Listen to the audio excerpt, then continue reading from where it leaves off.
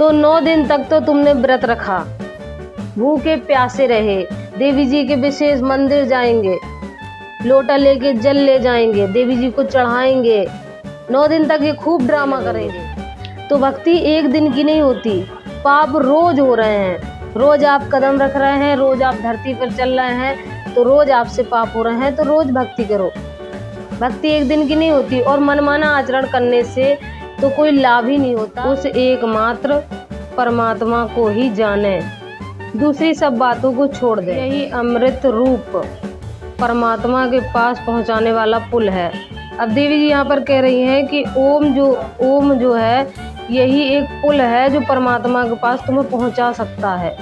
तो बोलो सतगुरुदेव की जय, बंदी छोड़ कबीर साहिब की जय, बंदी छोड़ गरीबदास जी महाराज की जय, स्वामी रामदेवानंद जी महाराज की जय, बंदी छोड़ सतगुरु रामपाल जी महाराज की जय, सभी संतों की जय, सभी भक्तों तो साहिब सभी को।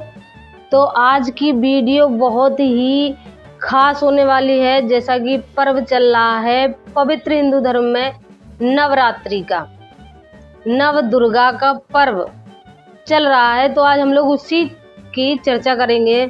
हम लोग जानेंगे कि नवरात्रि क्या है, नवरात्रि क्यों मनाते हैं, नवरात्रि मनाने से क्या फायदे हैं, और नवरात्रि का जो व्रत 9 दिन का होता है, जो महिलाएं होती है, पुरुष होते हैं, सभी व्रत रखते हैं, उससे क्या फायदे होते हैं, ये सारी बातें आज की वीडियो में बारी बारी से जानेंगे। जैसे कि हमारा पहला प्रश्न है, नवरात्रि क्या है? तो नवरात्रि, नव का अर्थ होता है 9 और रात्रि का अर्थ होता है रातें। तो 9 रातों में जो जागरण किया जाता है, जो पूजा पाठ करते हैं हिंदू धर्म के लोग, उसको नवरात्रि कहते हैं। अब दूसरा होता है कि नवरात्रि क्यों मनाई जाती है।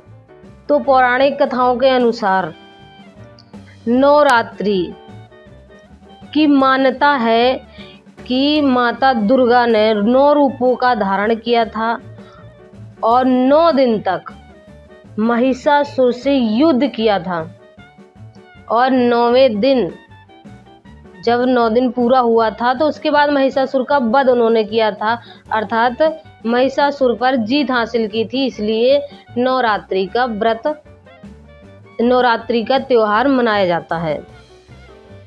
अब देवी जी को एक दैत्य को समाप्त करने में 9 दिन लगा। 9 रूपों का देवी ने बारी बारी से 9 दिन तक 9 रूप धारण किए उस दैत्य को मारने के लिए। तो उसी उपलक्ष्य में 9 दिन तक इन्हीं 9 रूपों की बारी बारी से पूजा की जाती है। अब ये तो हो गई बात पूजा की, कि लोगों ने ये पूजा चालू कर दी। अब इस पूजा से लाभ क्या होते हैं? क्या ये पूजा परमेश्वर का आदेश है? क्या इस पूजा से हमें मुक्ति प्राप्त होगी? क्या इस पूजा से हमें मोक्ष की प्राप्ति होगी, पूर्ण मोक्ष की प्राप्ति होगी, जिसके लिए मनुष्य जन्म मिला है? तो इस पर थोड़ा सा प्रकाश डाल लेते हैं। श्रीमद् भागवत गीता, जो कि पवित्र हिंदू धर्म का सर्वमान्य ग्रंथ है, गीता अध्याय 9 और श्लोक नंबर 25 के अंदर स्वयं काल ब्रह्म अर्जुन को उपदेश देते हुए कहते हैं कि जो देवी देवताओं की पूजा करते हैं वो देवी देवताओं को प्राप्त होते हैं, जो भूत प्रेत की पूजा करते हैं वो भूत प्रेत को प्राप्त होते हैं। तो यहाँ पर देवी की बात चल रही है, नौ दुर्गा। तो जो देवी की पूजा करेगा वो देवी को प्राप्त होता काल ब्रह्म के अनुसार, गीता ज्ञानदाता के अनुसार। और जो देवी दुर्गा है वो 21 ब्रह्मांड के अंतर्गत जो काल ब्रह्म का लोक है उसके अंतर्गत आती हैं, अर्थात देवी दुर्गा भी नासवान है, इनका लोक भी नासवान में आता है। तो इनके लोक में गया हुआ व्यक्ति पूर्ण मोक्ष की प्राप्ति नहीं कर सकता, ये सिद्ध है। आगे गीता ज्ञानदाता उस पूर्ण परमेश्वर की जानकारी में कहता है, गीता अध्याय 15 श्लोक नंबर 16 और 17 के अंतर्गत, कि वो पूर्ण परमेश्वर तीनों लोकों में आके सबका भरण पोषण करता है और उसी की भक्ति करने के लिए गीता ज्ञानदाता संकेत करता है। तो यहाँ से सिद्ध हो जाता है कि देवी जी की जो भक्ति है इसका प्रमाण श्रीमद् भागवत गीता में नहीं है। अब हम लोग देख लेंगे कि श्रीमद् देवी भागवत, जो कि देवी जी का ग्रंथ माना गया है, उसके अंदर देवी जी क्या कह रही हैं, अपनी भक्ति के लिए कह रही है या फिर किसी और की भक्ति करने के लिए देवी जी ने आदेश दिया है। तो देख लेते हैं एक प्रमाण। ये वही संक्षिप्त श्रीमद् देवी भागवत सचित्र मोटा टाइप केवल हिंदी, ये गीता प्रेस गोरखपुर से छपी हुई है। इसका हम लोग देखेंगे 7वां स्कंद। देखिए, देवी के द्वारा हिमालय को ज्ञान उपदेश और ब्रह्म स्वरूप का वर्णन। श्री देवी जी कहने लगी, ब्रह्म का क्या स्वरूप है, उस ब्रह्म का क्या स्वरूप है यह बतलाया जाता है, जो प्रकाश स्वरूप सबके अत्यंत समीप में स्थित है। हृदय रूप गुहा में स्थित होने के कारण गुहाचन नाम से प्रसिद्ध और महान पद अर्थात परंपराय है, जिसने भी चेष्टा करने वाले अर्थात किसी की बुद्धि में आने वाला नहीं है। तुम जानो नहीं है, तुम जानो। देवी जी कह रही हैं कि वो ब्रह्म किसी की भी दृष्टि में आने वाला नहीं है। जैसे कि काल ब्रह्म छिपा हुआ है, ये किसी की दृष्टि में नहीं आता, ये अपने आप को छिपाए हुए है। जो परम प्रकाश रूप है, जो सूक्ष्म से भी अति सूक्ष्म है।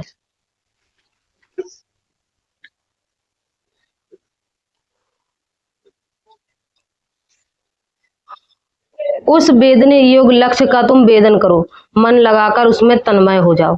अब देवी जी ने यहाँ पर अपनी पूजा करने के लिए नहीं कहा है, देवी जी ने कोई एक ब्रह्म है उसकी ओर संकेत कर रही है देवी जी कि उसकी पूजा करो।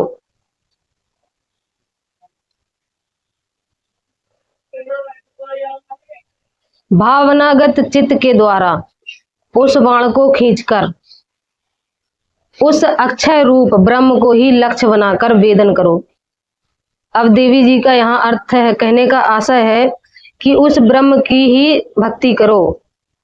प्रणव ओम धनुष है, जीव आत्मा बाण है और ब्रह्म को उसका लक्ष्य कहा जाता है।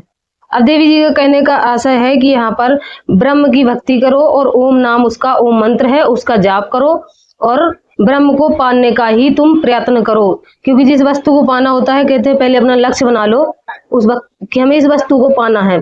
तो देवी जी यही कह रही हैं कि तुम ब्रह्म को पाने का लक्ष्य बनाओ।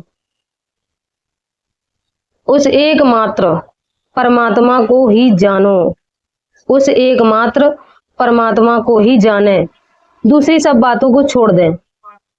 अब देवी जी ने यहाँ पर स्पष्ट कर दिया कि उस एकमात्र परमात्मा को ही जाने, ब्रह्म को ही जाने, ब्रह्म की ही भक्ति करें, ओम नाम का ही जाप करें और दूसरी बातों को छोड़ दें। बाकी जितनी भी यहाँ पर प्रचलित पूजा है, जो भी है, वो सब छोड़ दें। देवी जी का कहने का अर्थ ये है।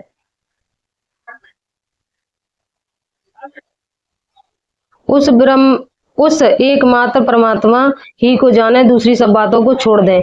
यही अमृत रूप परमात्मा के पास पहुंचाने वाला पुल है। अब देवी जी यहाँ पर कह रही हैं कि ओम जो है, यही एक पुल है जो परमात्मा के पास तुम्हें पहुंचा सकता है। तो देवी जी ने यहाँ पर कहीं पर भी अपनी भक्ति के बारे में नहीं कहा है। देवी जी ने कहा है कि ओम जो है, इसको लक्ष्य बनाओ और इसकी भक्ति करो, ये तुम्हें परमात्मा तक पहुंचाने का एक पुल है, एक रास्ता है जो तुम्हें पूर्ण परमात्मा तक पहुंचा सकता है। तो अभी देखा आपने प्रमाण कि देवी जी ने खुद अपनी भक्ति करने के लिए नहीं कहा है, देवी जी ने ब्रह्म की साधना करने के लिए कहा है। तो जो भी आज देवी जी की पूजा कर रहे हैं, वो सब के सब मनमाना आचरण कर रहे हैं, इससे स्पष्ट हो जाता है। और श्रीमद् भागवत गीता में भी एक पूर्ण परमेश्वर की भक्ति का आदेश दिया गया है और श्रीमद् भागवत गीता में भी एक परमेश्वर की भक्ति करने का आदेश दिया गया है। और उसमें कहा गया है कि उस परमेश्वर की जानकारी तुम तत्वदर्शी संतों से जाकर समझो, वो जैसे तुमको बताएं उस तरीके से भक्ति करो तो तुम्हारा कल्याण होगा। तो यहाँ पर स्पष्ट हो जाता है कि जितने भी लोग आज व्रत धारण कर रहे हैं, नौ दुर्गा में भूखे प्यासे मर रहे हैं, वो सब के सब मनमाना आचरण कर रहे हैं। क्योंकि श्रीमद् भागवत गीता में व्रत के लिए भी मना किया गया है। गीता अध्याय 6 श्लोक नंबर 16 के अंदर गीता ज्ञानदाता व्रत करने के लिए मना कर रहा है। गीता ज्ञानदाता ने भी मना किया है व्रत करने के लिए। तो जो भी ये मनमाना आचरण कर रहे हैं वो अपनी आत्मा को कष्ट दे रहे हैं, इसके अलावा और उनको कुछ हासिल नहीं होने वाला। और जो भी शास्त्र विधि को छोड़कर मनमाना आचरण करते हैं उनको लाभ तो होता नहीं, दुगनी उनको हानि ही हानि होती है। बहुत जगह देखने में आया है, नौ दुर्गा में कन्या खवाई जाती है, 9 कन्या खवाते हैं, वो भी मनमाना आचरण है। कहीं पर भी इसका कोई प्रमाण नहीं है कि 9 दुर्गा में 9 कन्या खवाने से कोई लाभ भी होता है। जहां भी देखो, अपने आसपास भी देख लेना, जो भी मनमाना आचरण करते हैं उनको लाभ तो कोई होते नहीं, अपितु हानि पे हानि, हानि पे हानि होती चली जाती है। तो 9 दिन तक तो तुमने व्रत रखा, भूखे प्यासे रहे, देवी जी के विशेष मंदिर जाएंगे, लोटा लेके जल ले जाएंगे, देवी जी को चढ़ाएंगे, 9 दिन तक ये खूब ड्रामा करेंगे। फिर उसके बाद जैसे 9 दिन खत्म हो जाएगा तो उसके बाद फिर ये फिर से वही गोश्त, दारू, मुर्गा आदि सारी चीजें, गंदे जो राक्षस प्रवृत्ति की जो भी वस्तुएं होती वो सब ग्रहण करने लगेंगे। तो भक्ति एक दिन की नहीं होती, पाप रोज हो रहे हैं, रोज आप कदम रख रहे हैं, रोज आप धरती पर चल रहे हैं, तो रोज आपसे पाप हो रहे हैं, तो रोज भक्ति करो। भक्ति एक दिन की नहीं होती, और मनमाना आचरण करने से तो कोई लाभ ही नहीं होता, हानि ही होती है। तो मनमाना आचरण छोड़िए और अपने पवित्र धर्म शास्त्र, जो पवित्र हिंदू धर्म के शास्त्र है, वेद है, श्रीमद् भागवत गीता है, उनमें क्या आदेश है भगवान के, किस तरीके की भक्ति करने के लिए भगवान ने कहा है, तो उस तरीके से वेदों के अनुसार चलिए, तो उससे आपको लाभ होंगे, यहाँ पर भी लाभ होंगे और मरने के बाद मोक्ष की भी प्राप्ति होगी, पूर्ण संत से नाम दीक्षा लेकर, मर्यादा में रहकर भक्ति करने से, ना कि मनमाने आचरण से। तो वर्तमान समय में वो पूर्ण संत, तत्वदर्शी संत, जगत गुरु तत्वदर्शी संत रामपाल जी महाराज हैं, जो कि गीता ज्ञानदाता तत्वदर्शी संत के लिए आदेश कर रहा है कि तत्वदर्शी संतों की शरण में जाइए, वो जैसा बताएं उस तरीके से आप भक्ति करिए तो आपका मोक्ष होगा। और देवी जी भी बता रही हैं कि उस ब्रह्म को लक्ष्य बनाओ और ओम नाम का जाप करो, उससे तुम उन पूर्ण परमेश्वर को पा जाओगे और तुम्हारे अंधकारमय ज्ञान का नाश हो जाएगा और तुम्हें ज्ञान की प्राप्ति होगी। तो वो सब जगत गुरु तत्वदर्शी संत रामपाल जी महाराज सारे वेदों, शास्त्रों और ग्रंथों के अनुसार ही भक्ति दे रहे हैं, निचोड़ दे रहे हैं, और सारे देवी देवताओं के मंत्र प्रदान कर रहे हैं, जिससे आपको पूर्ण मोक्ष की प्राप्ति होगी, और यहाँ पर भी सुख होगा और मोक्ष की प्राप्ति होगी, और मरने के बाद सतलोक में भी आप सुखी से रहेंगे। तो आप सभी लोगों से प्रार्थना है कि पूर्ण परमेश्वर की भक्ति करें, शास्त्र विधि को त्याग कर मनमाना आचरण ना करें, शास्त्रों में जो वर्णित विधि है उसके अनुसार भक्ति करें, और जगत गुरु तत्वदर्शी संत रामपाल जी महाराज के सत्संग सुने। मिलेंगे नेक्स्ट वीडियो में, तब तक के लिए सत साहिब।